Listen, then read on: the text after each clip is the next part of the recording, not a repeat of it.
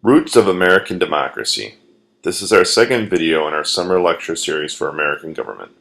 Please listen carefully and write down all pertinent information. Our American democracy has an English heritage starting as far back as 1215 with the Magna Carta. During this time, the Parliament, the English legislature, becomes a bicameral legislature with a House of Lords and a House of Commons eventually being the names.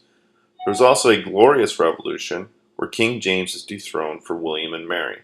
This leading to the English Bill of Rights, which is now famous influence of our own Bill of Rights. And here is an image of King John signing the Magna Carta.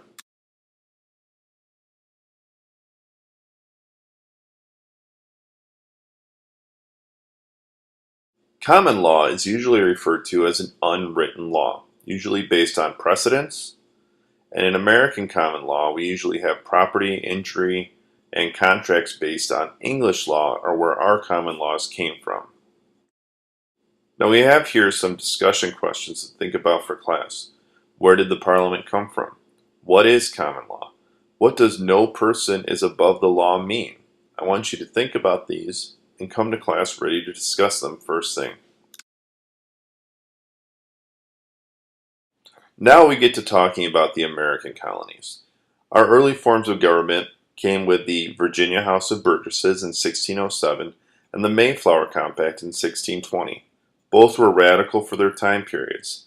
In Virginia, the House of Burgesses was a legislature that allowed for citizens of the colony to come and express their opinions on the government of the colony. And the Mayflower Compact was one of the first written declarations of government. Now here is a painting of the Mayflower Compact being signed aboard the Mayflower ship sitting outside of Boston Harbor.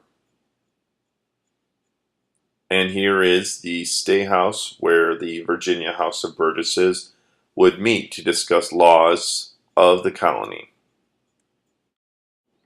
A sense of identity. Now the first colonies were British. From 1607 to 1770, the colonies began to feel a new identity. American. The identity of what it means to be an American was forming. That idea that Americans were distinctly different from those living in England, those that were from Europe. America was starting to form its own self-identity. So with that self-identity, Americans started to fight for independence. First, they had to fight the idea of mercantilism, the idea that a country should sell more goods than it buys. This idea led to the British monarchy to squeeze as much wealth from the American colonies leading up to the War for Independence. Mercantilism was simple economics. Colonists sold raw materials to Britain at low prices and then would purchase those finished products at higher prices. And then, because of the French and Indian War or the 7 Years' War, taxes by the British on the American colonists led to more outrage over the high price of goods and the high taxes that would go along with those goods to purchase. Looming independence. The First Continental Congress meets in September of 1774. King George did not care. He did not give in to the demands of the Congress. And because of this, King George decided to show some strength in the colonies to make sure that the colonists knew that their cries for independence were not going to be answered.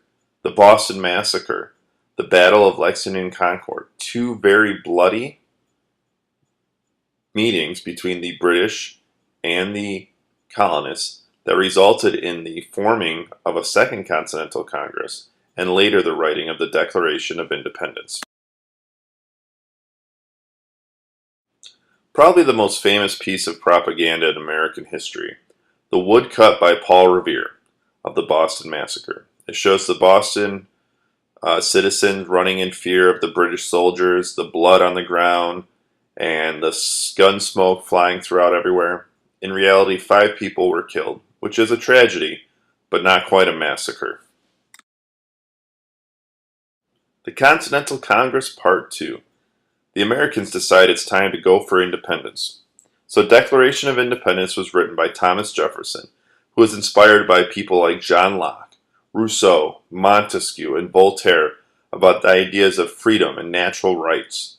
And this document was signed on July 4th, 1776 in Philadelphia, Pennsylvania, and marked a changing of world power. The main author and future President Thomas Jefferson was responsible for writing down the feelings of the American people to send to King George. After the War for Independence was won, our first government was unified under the Articles of Confederation.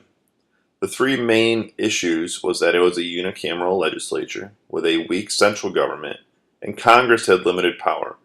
You will be spending some time in class looking at this document and researching what you think could have been changed or what should have been changed right off the get-go to make it a better document for running a country. Daniel Shays was a veteran of the American War for Independence, and he and some farmers rebelled in Massachusetts against the debt and taxes. So you will be participating in a in-class debate.